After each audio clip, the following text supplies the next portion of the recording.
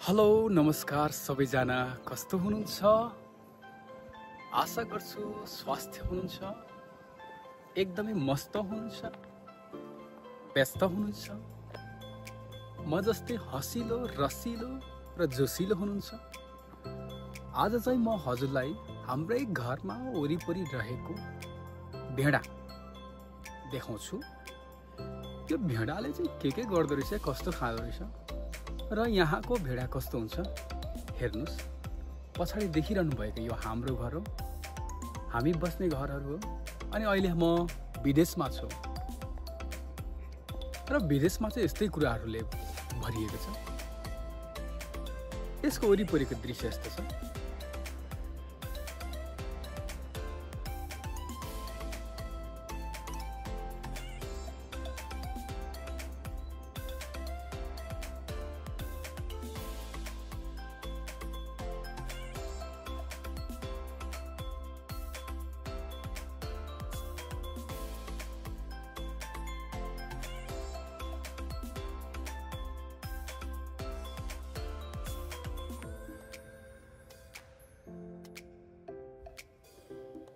ल आउनुहोस् अब हामी भेडालाई हेरौँ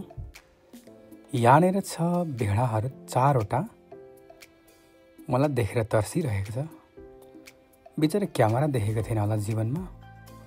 अनि पर चाहिँ हामीसँग एउटा कालो कलरको कुकुर पनि छ है फेरि ल एकदमै डेन्जर कुकुर छ त्यो सुरक्षाको लागि राखेको भेडाहरू छ 5वटा रहेछ है एउटा लुकिरहेको रहेछ लजाएर भिडियोमा आएपछि बिचरा उनी पनि छक्क पर्दैछन् म पनि अब संसारभरि छाउने परे है भनेर ल अब यतापट्टि गोठमा जाउँ त गोठमा चाहिँ तपाईँको के छ भनेर हेर्दाखेरि नि भित्र छिरेर हेरेको त आम्माम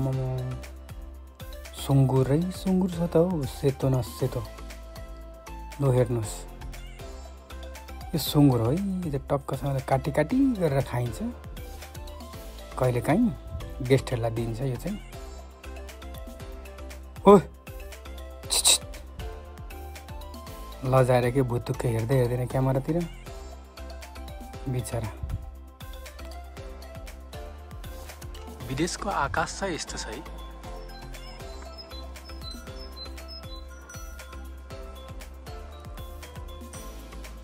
सायद सबैतिर यस्तै हुन्छ होला आकाश अब म हजुर त्यहाँ भित्र लगेर जान्छु ल त्यहाँ भित्र चाहिँ हजुरको के छ हैन जनावरहरू छ त्यो पनि हेरिहालौँ न अब यसो समय पाएको बेलामा